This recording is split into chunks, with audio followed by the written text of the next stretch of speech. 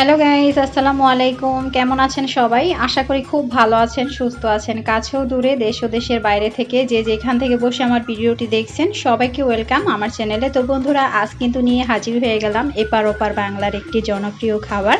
এটা হচ্ছে কিন্তু আলু ভর্তা রেসিপি, আর এই রেসিপিটা কিন্তু খেতে হয় অসম্ভব মজাদার। তো চলুন বন্ধুরা, কথা না বাড়িয়ে মূল রেসিপিতে চলে যাই।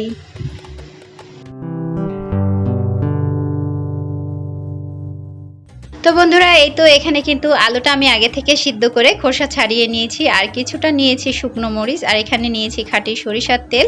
তো তার সাথে নিয়েছি পেঁয়াজ কুচি, আর এখানে নিয়েছি কালো জিরা, মেথি, রান্নার রেগুলার জিরা আর মৌরি। এটা দিয়ে কিন্তু একটা মশলা তৈরি করে নিব আলু ভর্তার জন্য, আর এটাই হচ্ছে কিন্তু আমার সিক্রেট মশলা। আর এই মশলাটা তৈরি করে যদি কখনো কেউ এইভাবে আলু ভর্তাটা না খেয়ে থাকেন, তাহলে বলবো অবশ্যই একবার ট্রাই করে দেখবেন। তো বন্ধুরা, এখানে কিন্তু যে শুকনো খোলায় আমি মশলাটা ভেজে নিলাম, দেখতেই পাচ্ছেন।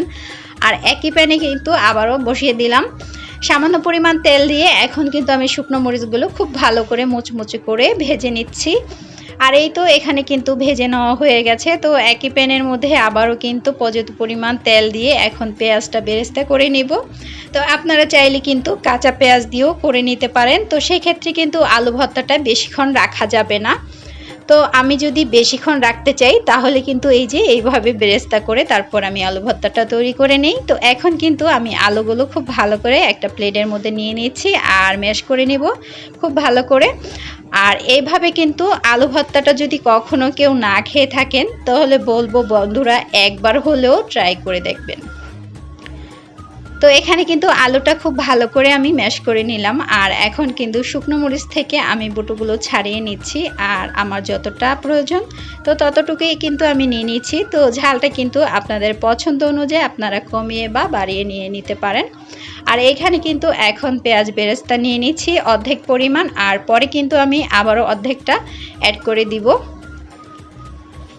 তো এই তো কিছুটা রেখে দিলাম, তো এটা কিন্তু পরে আমি দিয়ে দিব। তো এখানে কিন্তু এই যে মশলাটা আমি তেলে গুঁড়ো করে নিয়েছি, আর এখন কিন্তু ওই মশলা থেকে কিছুটা মশলা এখানে দিয়ে দিলাম। তো এই মশলাটা দেওয়ার কারণে কিন্তু অনেকটা মজা হয় এই আলু ভর্তাটা। আর এখানে স্বাদ মতো লবণ দিয়ে এখন কিন্তু খুব ভালো করে মরিচ পেঁয়াজ সব কিছু চটকিয়ে নিচ্ছে হাত দিয়ে।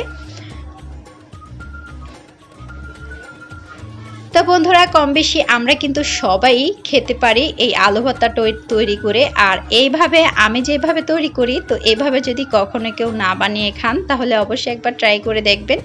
আশা করি নিরাশ হবেন না, অনেক মজা হয় খেতে। এই আলু ভর্তার সাথে যদি হয় একটু আচারি ডাল, তাহলে কিন্তু আর কোনো কথাই নেই। তো বন্ধুরা, আচারি ডালের রেসিপিটা কিন্তু আমার চ্যানেলে দেওয়া আছে, চাইলে কিন্তু আপনারা দেখে নিতে পারেন। তো এই তো এখানে কিন্তু খুব ভালো করে আমি মিশিয়ে নিলাম আলু ভর্তাটা। আর এখানে এখন কিন্তু একটু অ্যাড করে দিচ্ছি সরিষার তেল, আর এই সব শেষে কিন্তু আমি সরিষার তেলটা অ্যাড করে দিলাম। আর এতে কিন্তু খুব সুন্দর একটা স্মেল হয়। আর এখন কিন্তু খুব ভালো করে মিশিয়ে নিয়ে আমি এই তো সার্ভ করে আপনাদের সাথে দেখিয়ে দিচ্ছি। তো বন্ধুরা, দেখতেই পাচ্ছেন মাশাআল্লাহ অনেক মজা হয়েছিল খেতে।